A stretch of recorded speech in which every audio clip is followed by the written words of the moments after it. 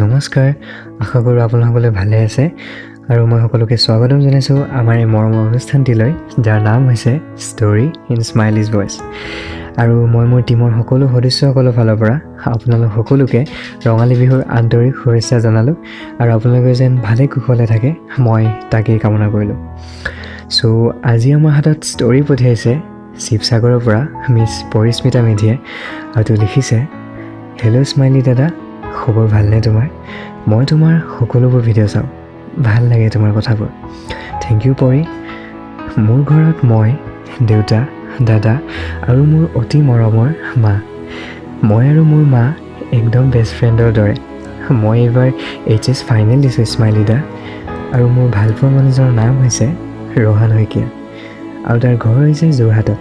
তাৰ ঘৰত সি, তাৰ মা দেউতা আৰু এজনী মৰম লগা ভণ্টি। বৰ্তমান সি ITI কমপ্লিট কৰি পিনে ফটোগ্ৰাফী ষ্টাৰ্ট কৰিছে। আমাৰ লাভ ষ্টৰী ষ্টাৰ্ট হৈছিলে 2017। মই তেতিয়া ক্লাছ 10ত আছিলোঁ আৰু সি ডিগ্ৰী ছেকেণ্ড ছেমত পঢ়ি আছিলে। 30 মাৰ্চ 2017 তাৰিখৰ এতিয়া আবেলি মই মোৰ ফ্ৰেণ্ড চিমৰানৰ সৈতে কথা পাতি আছিলোঁ। এনে তাইক মই সকলো শ্বেয়াৰ কৰোঁ আৰু তাই মোৰ বিষয়ে সকলোখিনি জানে। মই তাইক মাজে মাজে কওঁ যে মোৰ এটা বেটাৰ হাফৰ প্ৰয়োজন, যোনে মোৰ সুখ আৰু দুখৰ লগৰী হয়। সেইটো সময়ত ৰোহান তাইৰ ভাল ফ্ৰেণ্ড আছিলে আৰু ৰোহানে হেনো তাইক কৈছিলে যে মোকো এজনী ভাল ছোৱালীৰ প্ৰয়োজন, যোনে সদায় সুখ দুখত মোৰ লগত থাকে। তেতিয়া তাই মোক নুসুধাকৈ ৰোহানক মোৰ ফটো এখন দি দিলে। তাৰপিছত ৰোহানে এবাৰ মোক সুধি পিনে তাৰ লগত চিনাকি কৰি দিবলৈ চিমৰানক ক'লে। তাৰপিছত তাই মোক সকলোবোৰ কথা ক'লে। প্ৰথমে মই তাইক মানা কৰিলোঁ, কিন্তু তাইক ক'লোঁ যে চাওঁ তাৰ ফটো এখন দেচোন। তাৰপিছত তাই মোক এগালমান ফটো দিলে। তাৰ ল'ৰাটো কিবা এটা মৰম লগা আৰু তাৰ চকুজুৰি সঁচাকৈ বহুত এট্ৰেক্টিভ হয়। ফটোবোৰ চায়ে মই পাগল হৈ গ'লোঁ। তাৰপিছত মই তাইক সুধিলোঁ যে ল'ৰাজন কেনেকুৱা আৰু ক'ত থাকে। তেতিয়া তাই মোক ৰোহানৰ বিষয়ে সকলোখিনি কথা ক'লে। তেতিয়া মই ক'লোঁ যে ঠিক আছে, চিনাকি হ'ব পাৰিম বাৰু। দেন সিদিনা ৰাতি মোক এটা আনন'ন নম্বৰৰ পৰা হোৱাটছএপত মেছেজ আহিলে হেল্ল' বুলি। ডিপিখন চাই চিনি পালোঁ ইট ৱাজ ৰোহান। তাৰপিছত ময়ো হাই বুলি ৰিপ্লাই কৰিলোঁ। তেনেকৈ আমি চিনাকি হ'লোঁ আৰু মাজে মাজে কথা পাতিব ধৰিলোঁ। সি বৰ বেছি এটা কথা নাপাতে, কিন্তু তথাপিও তাৰ লগত কথা পাতি কিবা এটা ভাল লাগে। এদিন আবেলি হঠাতে সি মোলৈ ফোন কৰিলে। তেতিয়া মই মোৰ বেষ্ট ফ্ৰেণ্ড দুজনীৰ সৈতে ফুৰি আছিলোঁ। সি ক'লে, হেল্ল' পৰি, কোৱা। কি কৰি আছা? নাই, এনেই লগৰ দুজনীৰ সৈতে ফুৰি আছোঁ অকল। পিছে তুমি কি কৰিছা? নাই, এনেই বহি আছিলোঁ। তোমালৈ মনত পৰিলে, চ' ফোন এটা কৰিলোঁ। আচ্ছা, পিছে খবৰ ভালনে তোমাৰ? মোৰ খবৰ ভালেই বাৰু। তোমাৰ কোৱা? মোৰো ভালেই দিয়া। আচ্ছা শুনা, মই মানে এতিয়া বাহিৰত আছোঁ ন, চ' পিছত কথা পাতিম দিয়া। হ'ব দিয়া, ঠিক আছে, বাই। চ' সিদিনা আমি প্ৰথমবাৰৰ বাবে ফোনত কথা পাতিলোঁ। আমি কথা পাতি থাকোঁতে লগৰ দুজনীয়ে বহুত জোকাই আছিলে মোক। ভাল লাগিলে সিদিনা কথা পাতি, আৰু নাজানো কেনেকৈ, কিন্তু তাৰ প্ৰতি ফিলিংছো আহিছিলে। 10 এপ্ৰিল 2017 এটি সন্ধিয়া সি আকৌ মোলৈ ফোন কৰিলে আৰু ক'লে, হেল্ল' পৰি, কোৱা। কি কৰি আছা? নাই, এনেই বহি আছোঁ। পিছে তুমি কি কৰিছানো? ময়ো এনেই আৰু। পিছে কথা এষাৰ ক'ব আছিলে তোমাক। কোৱা। নহয় মানে কেনেকৈ কওঁ সেইটোৱে ভাবি পোৱা নাই। কেনেকৈ মানে মুখেৰে কোৱা আকৌ। নাই মানে অলপ লাজ লাগিছে। হ'ব দিয়া আৰু এতিয়া ইমান লাজ কৰিব নালাগে কোৱা কি ক'ব বিচাৰিছা আচ্ছা শুনা পৰি আই লাভ ইউ কি কৈছা শুনা পোৱা নাই মই কৈছোঁ আই লাভ ইউ পৰি নাই একদমেই শুনা পোৱা নাই অকণ ভালকৈ কোৱাচোন আৰে মোৰ পোৱালিটো আই লাভ ইউ তেতিয়া মই হাঁহি পিনে পিছত কথা পাতিম বুলি কৈ ফোনটো ৰাখি থ'লোঁ সিদিনা ৰাতি মোৰ টোপনিয়ে নাহিলে আৰু মাথোঁ তাৰ মাতষাৰ লৈ মনত পৰি আছিলে কিন্তু মনত এটা ভয়ো আছিলে যে আজিকালি ল'ৰা পিছলৈ গৈ বা কেনেকুৱা হয় চ' তাক মই মেছেজ এটা দি থ'লোঁ যে মোক অলপ সময় লাগিব তুমি বাৰু ৱেইট কৰিবানে দেন সি হ'ব বুলি ক'লে কিন্তু মই আৰু তাক বেছি ৱেইট কৰাবই নোৱাৰিলোঁ চ' মই এপ্ৰিলৰ 13 তাৰিখ 2017 আবেলি ফোন এটা কৰিলোঁ তালৈ হেল্ল' কোৱা কি কৰিছানো নাই মানে এনেই বহি আছিলোঁ চ' তোমালৈ ফোন এটাই কৰিলোঁ আচ্ছা পিছে আজি হঠাতে মোলৈ মনত পৰিলে যে নাই মানে তুমি সেইদিনাখন কিবা এটা কৈছিলা নহয় তাৰ এনচাৰটো আজি দিব লৈছিলোঁ কোৱা একচুৱেলি ময়ো তোমাক ভাল পাই পেলাইছোঁ আই লাভ ইউ টু পিছে সঁচাকৈ কৈছানে আৰে মোক কি ধেমালি কৰি থকা যেন লাগিছে নেকি তোমাৰ নাই মানে মোৰ বিশ্বাসেই হোৱা নাই মই সপোন দেখি থকা যেন লাগিছে আৰু এনেকৈ আমাৰ ভাল পোৱা ষ্টাৰ্ট হৈ গ'ল এদিন সি চিমৰানক মোক ঘৰৰ পৰা ওলাই আনিবলৈ ক'লে সি বোলে মোক ছাৰপ্ৰাইজ দিব চ' মোৰ ফ্ৰেণ্ডজনীয়েও মোক ঘৰৰ পৰা বাহিৰলৈ লৈ গ'ল কিন্তু মোক একো কোৱা নাছিলে সি আহিব বুলি সিদিনা বৰষুণ বহুত দি আছিলে আমি জয়সাগৰ পুখুৰী পাৰত আছিলোঁ ভাবি আছিলোঁ এতিয়া ঘৰলৈ কেনেকৈ যাওঁ ঠিক সেইটো সময়ত এজন অচিনাকি ল'ৰা আমাৰ ওচৰলৈ আহিলে ল'ৰাজনৰ মুখখনত মাস্ক লগোৱা আছিলে গোটেই দেহাটো তিতিছে ল'ৰাজনৰ চকু জুৰি পিনে চাই অলপ চিনাকি যেন লাগিলে দেন হঠাতে সি তাৰ মাস্কখন আঁতৰাই দিলে I was totally shocked because it was Rohan মই সুধিলোঁ আৰে তুমি ইয়াত কি কৰিছা তোমাক ছাৰপ্ৰাইজ দিবলৈ আহিছোঁ আকৌ মই সেইদিনা সঁচাকৈ বহুত ছাৰপ্ৰাইজ হৈছিলোঁ তাক প্ৰথমবাৰৰ বাবে ওচৰৰ পৰা দেখিছোঁ বহুত কথা পাতিলোঁ আমি দুয়ো কিন্তু ল'ৰাটো বহুত লাজকৰীয়া বেছি কথা নাপাতে দেন তাৰ ঘৰলৈ যোৱা টাইম হ'ল আৰু ময়ো উভতি আহিলোঁ এৰি আহিবলৈ মন নাছিল কিন্তু যাবতো লাগিবই তাক লগ পাই আৰু বেছি ভাল লাগিব ধৰিলে চ' তাৰপিছত আমি সদায় ফোনত কথা পাতিব ধৰিলোঁ মাজে মাজে মায়ে সুধিছিলে কোন বুলি কিন্তু মই একো কোৱা নাছিলোঁ কেতিয়াবা ফোন কৰিলে তাৰ মাকে উঠাইছিলে আৰু মই ভয়তে ফোনটো কাটি দিছিলোঁ এদিন সি ঘৰত নথকাতে তাৰ মাকে তাৰ পৰা নাম্বাৰটো লৈ মোলৈ ফোন এটা কৰিলে আৰু সুধিলে মই ক'ত থাকোঁ কি পঢ়ি আছোঁ সকলো আৰু অৱশেষত তেওঁ বুজালে যে সৰু আছা এতিয়া পঢ়া ভালকৈ আৰু তাকো পঢ়িব দিয়া আৰু মই যে তোমাক ফোন কৰিছোঁ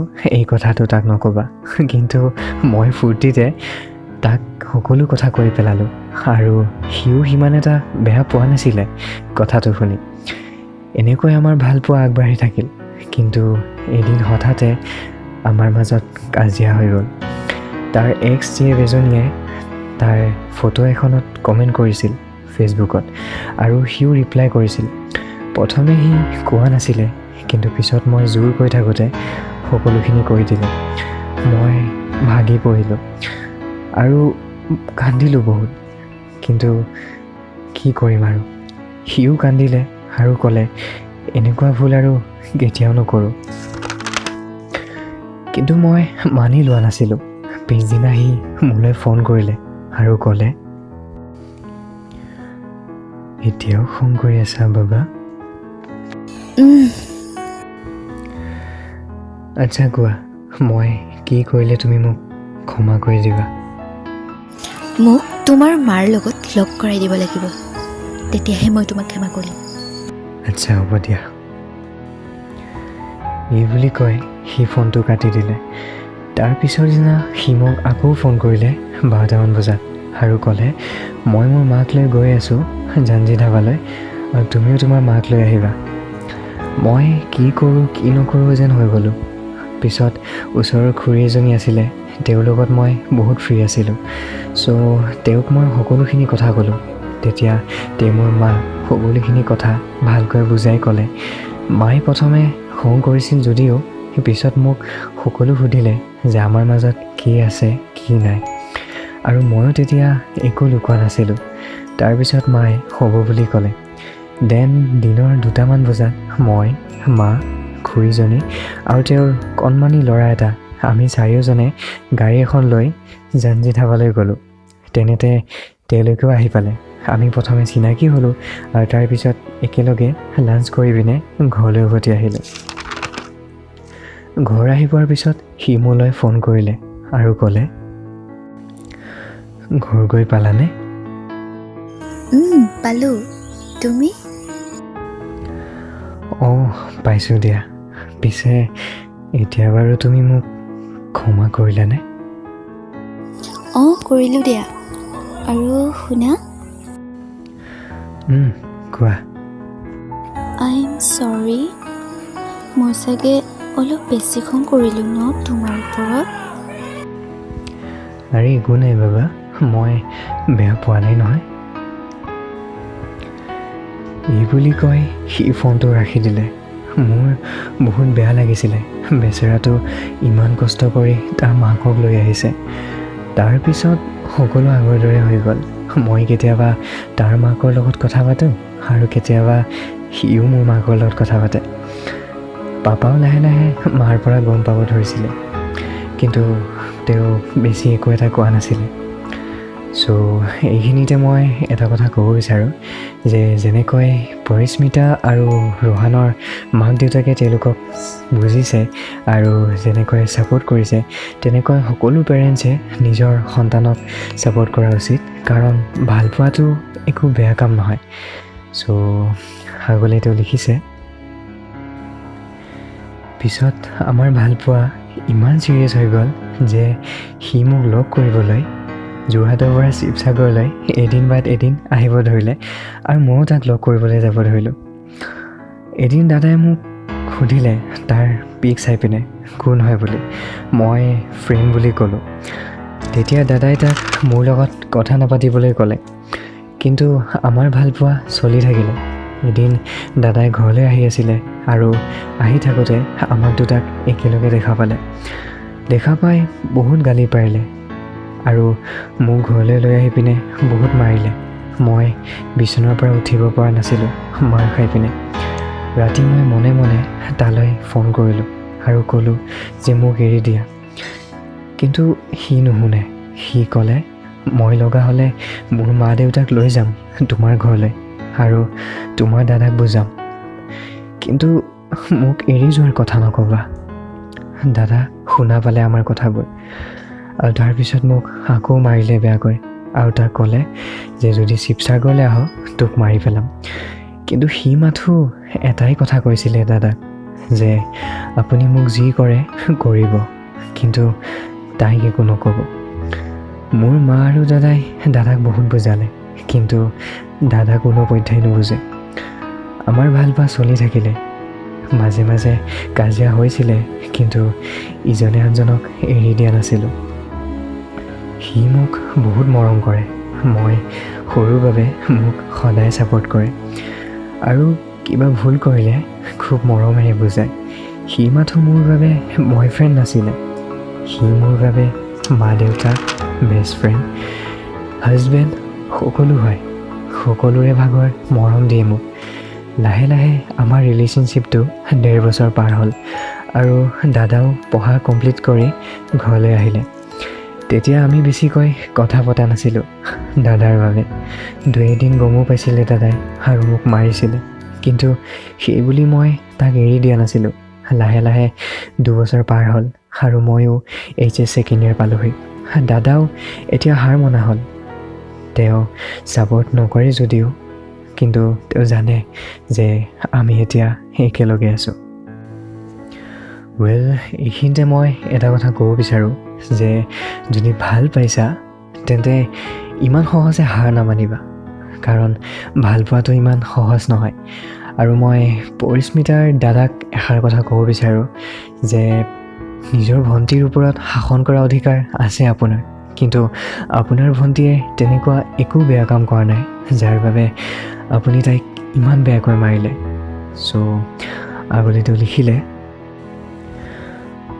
অহাকালি 13 এপ্ৰিল 2020 আমাৰ 3 বছৰ কমপ্লিট হ'ব। চ' মই এই অনুষ্ঠানটিৰ জৰিয়তে ৰহানক কিছু কথা ক'ব বিচাৰোঁ that I am really lucky to have someone like you in my life and মই গোটেই জীৱন তোমাৰ হৈ থাকিব বিচাৰোঁ। মই জানো মোৰ খংটো অলপ বেছি, কিন্তু তুমিতো জানাই নহ'ল যে মই তোমাক কিমান ভাল পাওঁ আৰু মোৰ খংবোৰৰ মাজত তোমাৰ বাবে মৰম লুকাই আছে। আমাৰ মাজত হাঁহি ফূৰ্তি বহুত, কিন্তু কষ্ট আৰু ষ্ট্ৰাগলো আছে। গতিকে কেতিয়া মোক এৰি নাযাবা দেই, আৰু যদি অজানিতে কিবা মোৰ ভুল হৈ যায় তেন্তে মোক প্লিজ ক্ষমা কৰি দিবা। মই তোমাক বহুত বেছি ভাল পাওঁ শুন, আৰু মই তোমাক গোটেই জীৱন মৰম দি যাম, মই কথা দিলোঁ। I love you so' much forever. মাথো এয়াই আছিলে মোৰ প্ৰেম কাহিনী। আশা কৰোঁ তোমালোকৰ ভাল লাগিব আৰু তোমাৰ কণ্ঠত মোৰ এই ষ্টৰিটো শুনিব পাম বুলি আশা ৰাখিলোঁ। ধন্যবাদ। চ' এয়াই আছিলে পৰিস্মিতা মেধিৰ প্ৰেম কাহিনী, মোৰ হৃদয়ত থকা মানুহজন। চ' থেংক ইউ পৰি, তোমাৰ এই মৰম লগা ষ্টৰিটো আমাৰ সৈতে শ্বেয়াৰ কৰাৰ কাৰণে। আৰু মই ভগৱানৰ ওচৰত সদায় প্ৰাৰ্থনা কৰোঁ যাতে তোমালোক দুটাই সদায় হেপী থাকা আৰু তোমাৰ ফেমিলিও যেন তোমালোকক সদায় ছাপোৰ্ট কৰে লাইক যেনেকৈ কৰিছে, আৰু এদিন তোমাৰ দাদাও যাতে বুজি পায় তোমালোকক ভাল পোৱা, আৰু এদিন যেন তেওঁ তোমালোকক ছাপোৰ্ট কৰে। চ' আজিৰ এই অনুষ্ঠানটি ইয়াতে সামৰিছোঁ, আৰু লগতে আপোনালোকৰ যদি এনেকুৱা হৃদয় চুই যোৱা প্ৰেম কাহিনী আছে তেন্তে মোৰ অফিচিয়েল হোৱাটছএপ নম্বৰ নাইবা মোৰ অফিচিয়েল ইমেইল আইডিত পঠিয়াই দিব, ডিছক্ৰিপশ্যনত দিয়া আছে। ধন্যবাদ। জয় আই অসম।